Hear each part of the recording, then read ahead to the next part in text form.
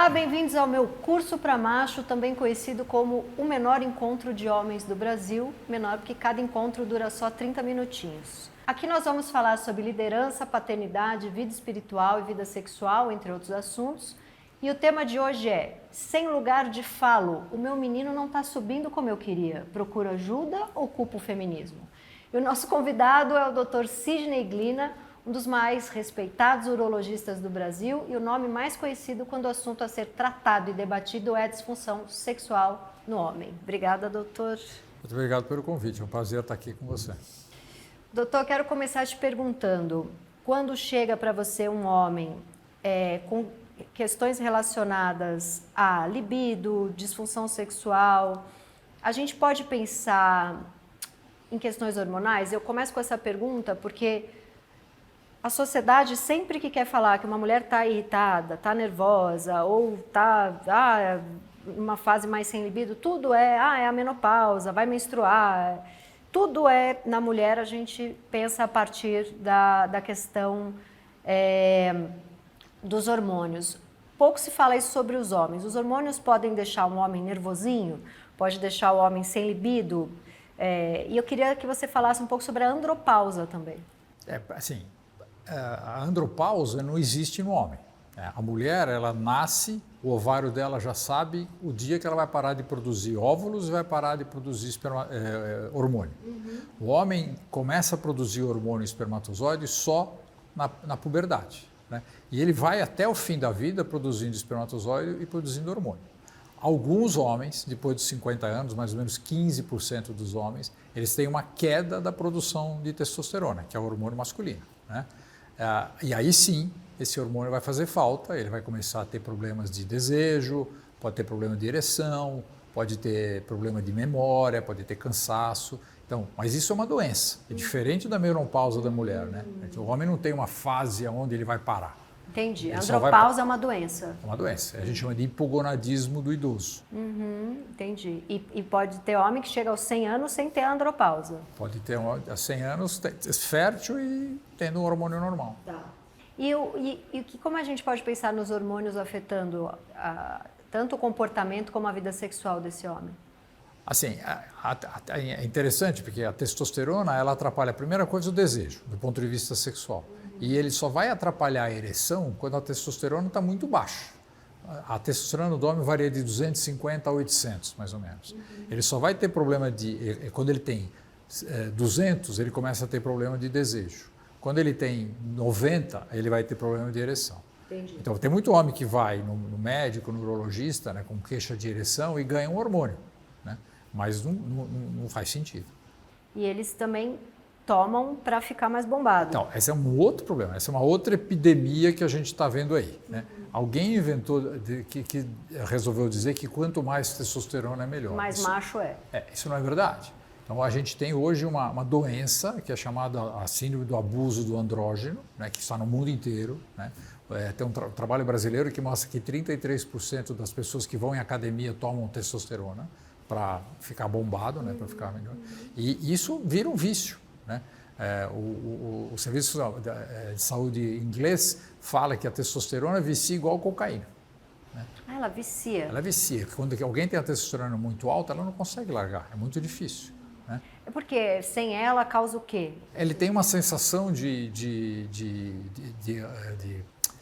alegria, de bem-estar, mas uma isso droga é uma droga, funciona como uma droga, é muito difícil tirar. E dá mais vontade de malhar, esse tipo de coisa também? Tá. Mais pique?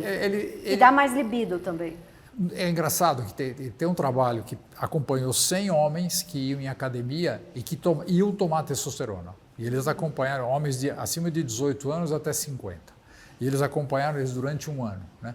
Então, homens com testosterona super alta, 2000, por exemplo, 58% deles tinha desejo baixo.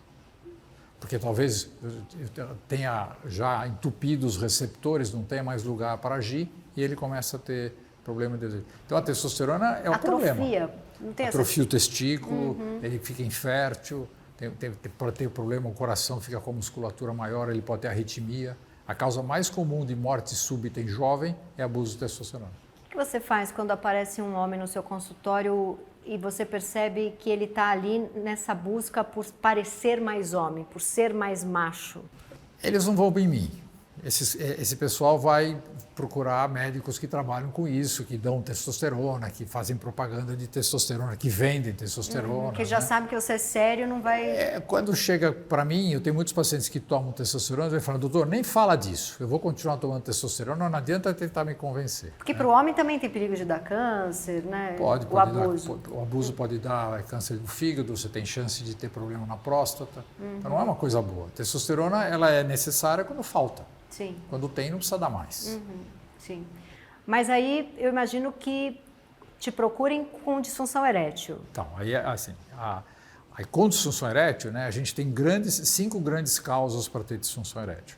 A principal causa é a causa psicológica. Né? É a principal. É a principal causa. Mas 70% das pessoas que têm disfunção erétil têm problemas emocionais.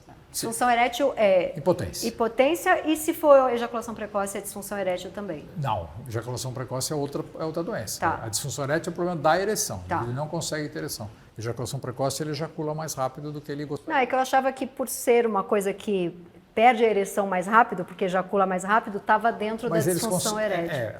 A gente não considera porque ele consegue penetrar, ele consegue completar o ato sexual. Alguns não. Alguns não.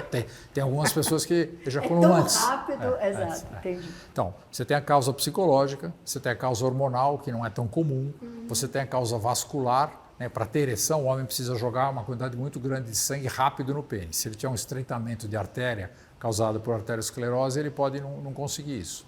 Ele pode ter um problema neurológico, por exemplo, neuropatia diabética, neuropatia causada pelo álcool, indivíduo que faz uma cirurgia de câncer de próstata que acaba cortando os nervos, ela tem um problema neurológico, e tem remédios que atrapalham a ereção. Antidepressivo, antihipertensivo, hormônios, tudo isso pode atrapalhar. Então são 5 grandes causas. Né? E aí a gente vai tentar identificar o que está causando o problema nesse indivíduo. E eles aceitam quando você fala que é psicológico? Veja, para mim hoje na minha vida, eu fiz uma carreira dentro dessa história. No meu consultório eu trabalho com 2 psicólogos e todo mundo sabe disso. Então, quando a pessoa me procura, está meio aberta para isso. Mas a grande maioria dos pacientes acabam aceitando a terapia. Você mostra para eles qual é o problema. Né? Alguns podem até ficar aliviados. Então... Um indivíduo que vem contando para mim, eu consigo ereção na masturbação, eu tenho ereção de manhã quando eu acordo, eu tenho ereção com uma namorada ou não tenho com outra, isso mostra que a máquina está funcionando. Né? E aí eu explico qual é a razão disso acontecer. O que faz o pênis do homem ficar mole é a adrenalina. Nós temos um pouquinho de adrenalina, quando você vai ter uma ereção, você bloqueia a adrenalina e você tem ereção. A adrenalina é o hormônio do estresse. Se você estiver tendo uma relação sexual normal, alguém abrir a porta, você leva um susto, encharca o pênis de adrenalina e perde a ereção. Aquele indivíduo que vai ter uma relação sexual está culpado, ansioso, quer provar que é o melhor do mundo, em vez de ter isso de adrenalina, ele tem isso. É mais difícil ele ter uma ereção. Quando você explica, a maioria das pessoas entendem, né? E aí você tem 2 caminhos. Você fala assim, você quer uma cura radical? Vai fazer psicoterapia. Eu sou cirurgião, eu prefiro fazer coisas radicais, então você vai fazer psicoterapia. Ou vai ficar tomando remédio, né? Os inibidores de fosfodiesterase tipo 5. Esses remédios, o perigo de você dar num paciente que tem um problema psicológico é ele se viciar. Viciar psicologicamente. Que são os remédios, mas aí é aquela ereção que é diferente, porque dura mais tempo. Não, eles são remédios que imitam bem a ereção normal. O problema é o vício, o indivíduo achar que só funciona com remédio. Então, toda vez que ele vai, será que vai funcionar sem? A autoestima já não estava boa, o remédio pode piorar, porque não é ele que está conseguindo. Isso. E aí ele sempre acha que o remédio que é o bom. Você lida muito com machismo? Tem. Doutor, isso aí de terapia, coisa para... É que eu falo para o paciente assim, o que eu desenvolvi um jeito de fazer isso é assim, olha, você tem 5 causas, eu vou pedir exame para ver todas as causas e eu quero uma conversa com o psicólogo para avaliar a parte emocional. Né? Então você vai trazer os hormônios, vamos fazer um Doppler do pênis para ver a parte vascular e você vai me trazer uma conversa com o psicólogo, só uma conversa. E aí é um exame, ele vai lá, faz o exame, conversa com o psicólogo. O pessoal que trabalha comigo é extremamente competente, né? E aí o psicólogo consegue convencer. Eu vi um paciente essa semana, o paciente tinha tido um problema e ele não conseguia ejacular. Né? E aí um paciente bem assim, não é duro, ele é muito inteligente e tal. Mas, doutor, psicoterapia não vai mudar, eu já fiz terapia, tudo isso, né? E aí ele foi. E depois da conversa com o psicólogo, uma conversa, ele ejaculou. Ele conseguiu ejacular na relação. Não junto com o terapeuta. Não mesmo. Não. Então, funciona. O pessoal fala, mas como é que vai funcionar? Se você entender o problema, funciona.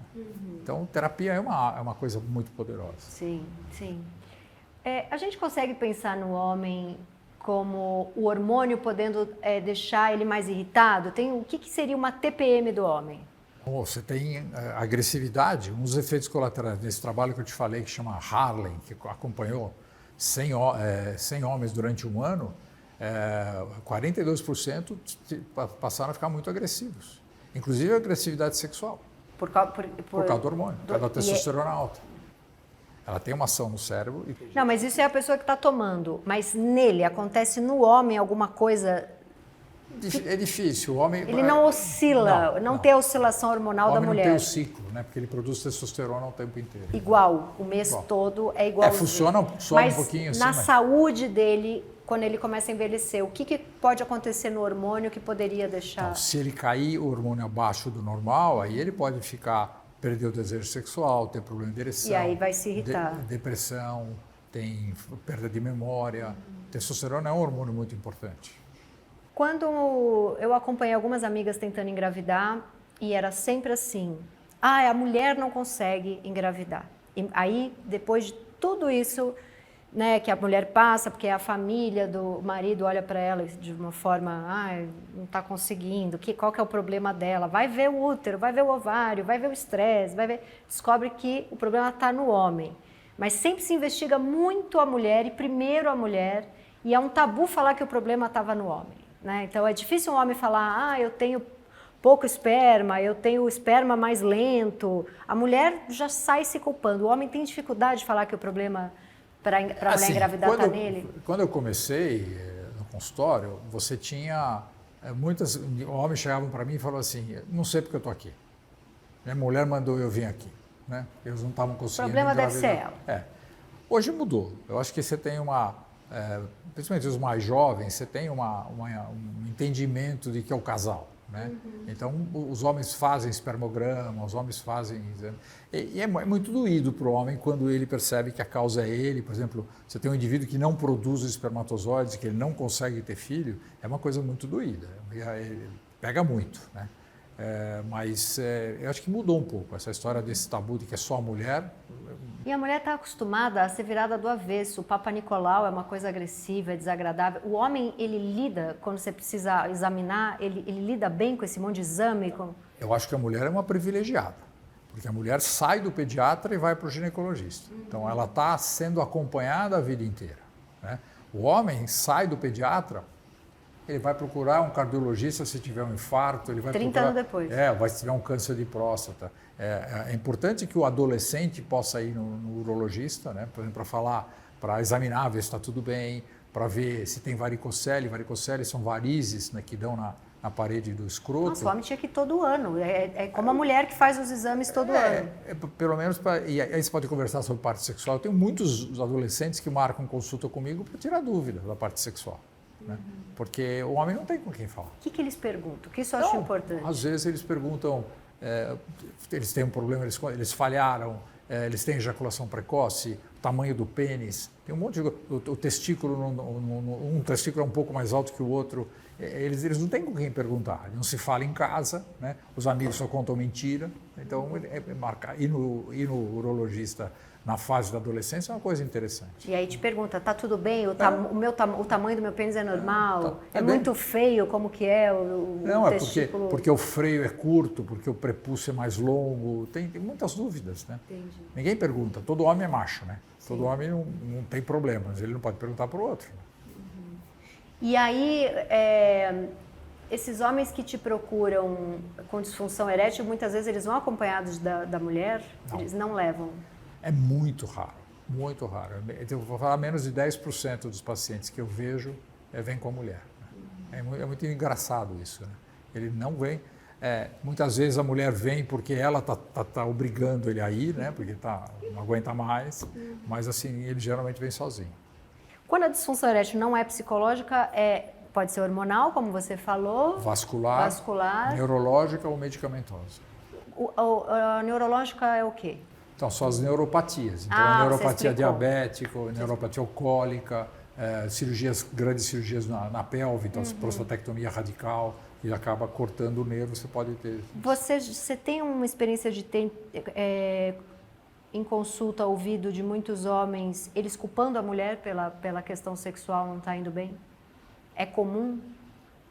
Assim, você tem algumas mulheres que eu acho que são mulheres que atrapalham. Tipo o quê? São mulheres muito cobradoras. A mulher que fala para ele assim, meu ex-namorado tinha um pênis maior que o seu. Nossa, mas isso é a mulher sendo machista. O meu ex-namorado, eu conseguia ter 3 orgasmos com ele, com você eu não consigo. Né? Existe esse tipo de mulher. Né? Mulher controladora e tal. Mas geralmente a mulher é cooperativa. Né? A gente até percebe que o relacionamento é um relacionamento muito ruim para eles, né? Mas os homens raramente falam isso para mim. Falam assim, ó, a culpa é dela. Porque se a culpa for dela, ele vai embora. Né? Se ele perceber isso, né? E às vezes eles percebem isso em terapia e se separam. Sim. Mas assim, aí já mais pensando nos dados de pesquisa para conversar com você, de muitos homens que deram entrevista falando, era difícil porque era uma mulher que tinha um nível de ter feito mestrados e doutorados acima do meu, ganhava mais dinheiro do que eu, tinha mais poder do que eu, sabia mais do que eu. Muitos homens reclamando da parte sexual não indo para frente por conta disso. Isso aparece no seu consultório? Assim, quando ele tem uma disfunção erétil, né, causada por isso, ele vai descobrir isso durante a terapia. Né? Ele não vem, se ele identifica isso, ele resolve. Né? Normalmente ele vem, aí, não, mas como é que pode ser? Eu adoro minha mulher, mas eu não consigo. Aí você vai conversando e o terapeuta vai conversando, aí você começa a perceber que existe isso. Né? Existe uma baixa autoestima, porque a mulher é mais bem sucedida e ele se sente está pagando mais as contas da casa. Mas assim, eles descobrem em terapia. É difícil ver um homem chegar e falar assim, a culpa é dela. Né? Entendi. Também não estamos no século XIX aí, né? Não. Mas assim, de 15 anos para cá, que teve, ainda falta muito, mas mais mulheres em cargos de poder, chefiando empresas, empresários. Você sentiu um aumento dos homens reclamando de disfunção sexual? Não, acho que é igual. Acho que as coisas dependem de muita coisa, né? Eu acho que a sociedade do jeito que está, a ansiedade, o emprego, celular, você fica trabalhando até meia-noite. O celular, a pandemia foi um horror. A pandemia, o que eu vi de homens queixando de perda de desejo sexual, porque ficavam em casa o tempo inteiro e aí não tinham vontade de transar, não tinham vontade de fazer nada. Foi impressionante isso, né? Todo mundo em casa o tempo inteiro. Né? E também aquele horror de posso pegar um negócio que eu vou morrer, o que vai acontecer com o país, o que vai acontecer com o meu emprego. Né? Existem dados dos anos 80, 90, do século passado, que 50% dos homens têm queixa da ereção. Aqui no Brasil, 48%. Nossa, é grande assim? Não é que eles são impotentes, mas eles não estão satisfeitos. Eles queriam ter uma ereção melhor, eles queriam dar 2, eles queriam... Que o pênis ficasse mais duro. Então eles estão insatisfeitos. Né? Se você for pegar o número de homens que não conseguem ter ereção, é mais ou menos 10%. Entendi. Mas os 50% não gostariam de ser melhores. Por isso que tanta gente toma remédio. Né? Você vê a Tadalafila, a Sildenafila, né? Que foi o Viagra, o Cialis. E tem um monte de homens que você pergunta na consulta, sexualmente está tudo bem? Tá, doutor, eu tomo Tadalafila. E isso homens de 20, 30 te respondem isso? Todas as idades. Não é um aumento a partir dos 40? Não. Tem muito jovem. Tomando. Tem muito jovem. Assim, os jovens hoje em dia, eles costumam transar, né, dentro do mesmo grupo. Né? E se eles falham, todo mundo fica sabendo. E eles têm muito medo disso. E eles falam, um paciente de 19 anos que veio me procurar há muitos anos atrás, dizendo que ele tomava Viagra para ter relação todas as vezes e que estava tomando há 3 anos e que custava caro na época. E ele queria parar. Que ele tinha 20 e poucos? 19 anos quando ele veio. E eu perguntei para ele, mas por que você toma? Ele falou exatamente isso, doutor, a gente transa com as mesmas meninas, e se eu falhar com uma delas, todo mundo vai saber no grupo. Nossa, não é um convite a estar com a menina, parece que ele está transando para o amigo. Mas assim, hoje... Não está levando em consideração a menina. Os vínculos são muito frouxos hoje em dia, né? Então você tem toda essa sexualidade e toda o uso, né, indiscriminado, e aí fica difícil. Os meninos sofrem. E esses remédios, eles têm um problema que pode dar na saúde dessas pessoas? Eu acho que eles têm, no menino de 19 anos, o problema é ele ficar viciado, entre aspas. Sim, né? sim. Ele achar não que mexe só com o coração. Eles são muito seguros. Então, tem muita gente tomando. Né? E a gente vê, assim, eu sempre falo, tem 3 tipos de pessoas que tomam esses remédios. São os pacientes que a gente prescreve, são os homens que acham que está tudo bem, mas tomam remédio para não ter problema. Né? E você tem um grupo de homens que usam... É um double check, vai que na hora está tudo bem comigo. Mas... E você tem um grupo de homens que usam para se divertir. Então é uma festinha, então ele toma para ter uma... Porque, na realidade, a grande vantagem que o remédio dá é que ele facilita uma segunda ereção. Então, aquele homem mais velho que não conseguia ter ereção só no dia seguinte, ele toma 2 e ele... Ah, entendi. Ele consegue continuar transando. Isso. Nossa, mas eu tinha uma ideia de que esses remédios, eles poderiam dar um problema de uma ereção que não acaba. A pessoa quer que ela acabe e ela continua. Não. Isso era lá no começo. É que existe um remédio que a gente usa que você injeta no pênis. Você injeta uma medicação, né, diretamente no pênis e dá ereção. Esse remédio tem o risco de ter uma ereção prolongada que chama priapismo. Se passar de 6 horas, o sangue coagula dentro do pênis. Deve ser uma dor horrorosa. Dói.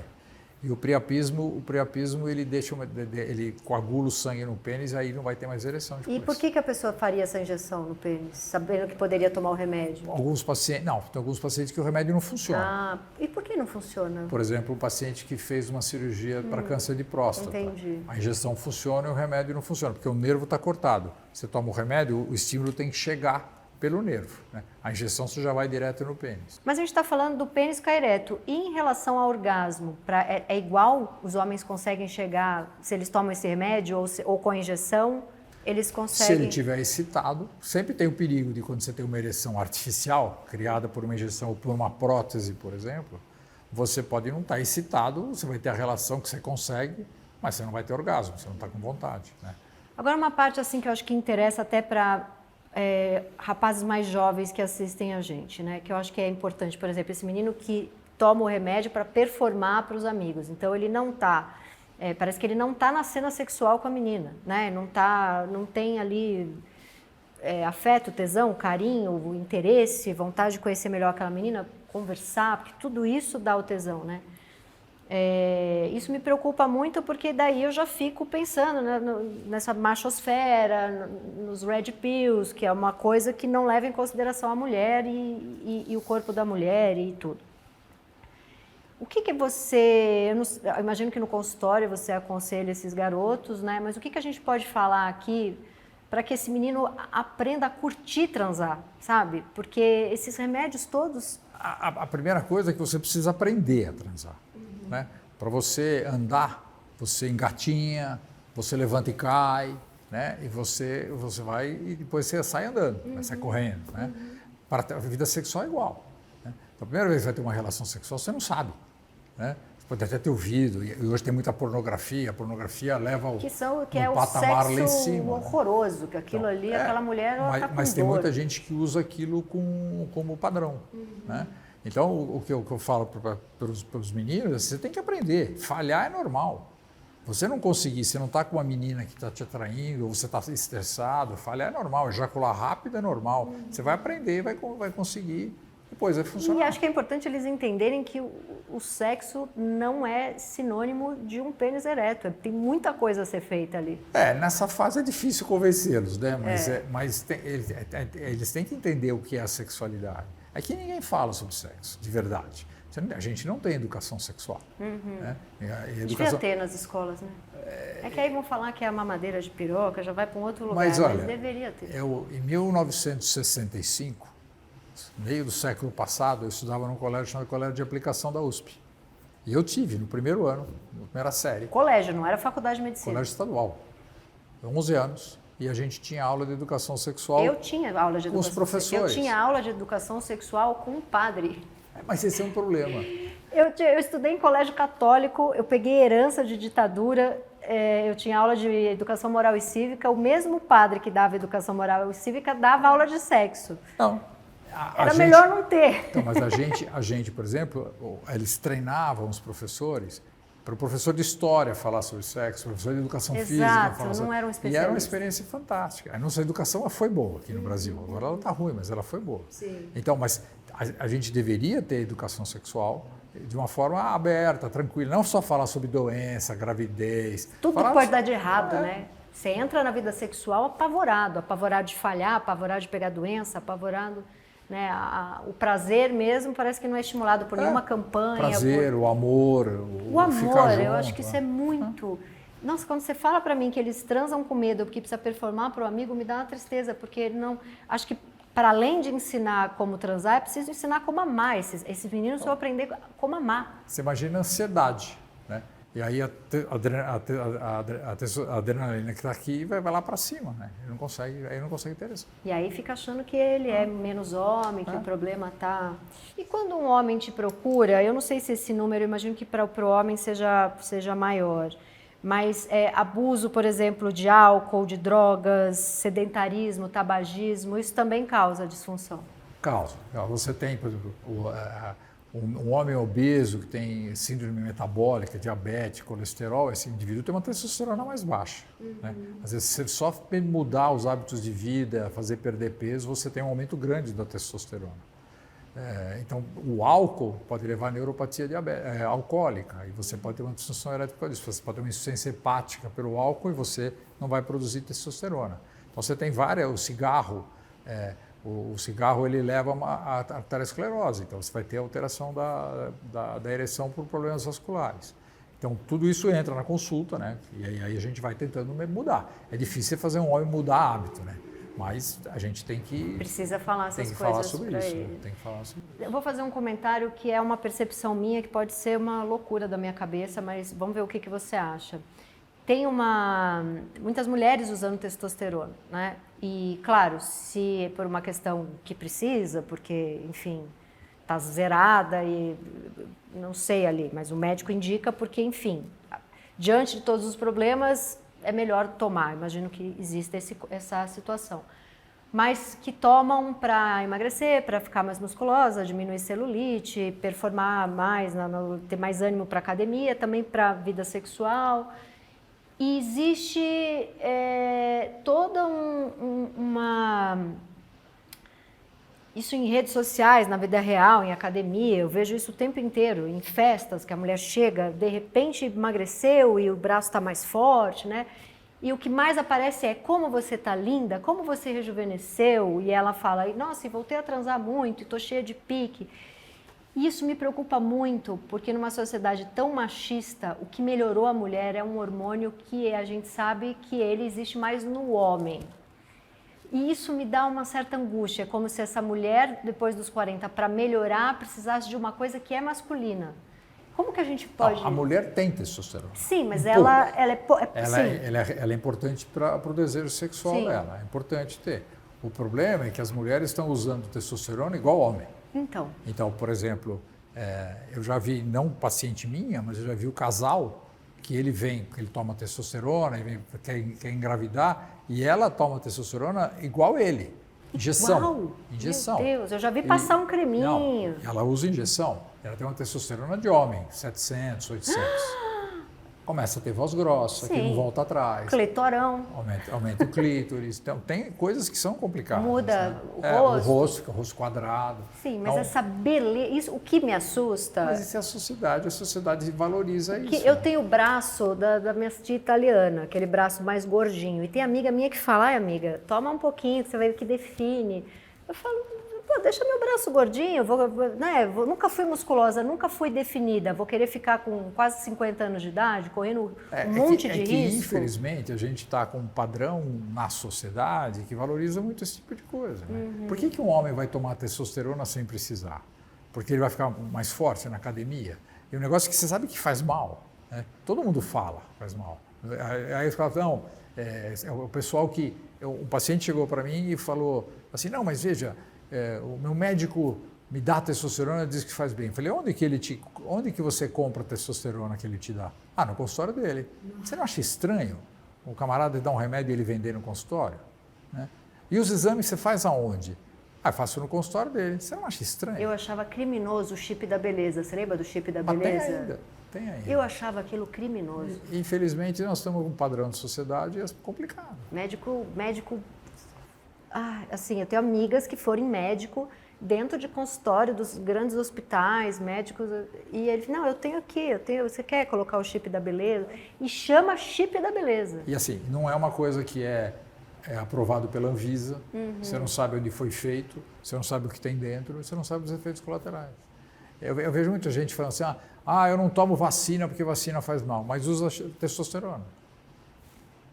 Como é que você está cuidando da saúde desse jeito? Doutor, eu acho que, assim, de tudo que a gente falou, o que ficou mais para mim é pensar nesses meninos que te procuram, como eles precisam aprender a amar e a transar também.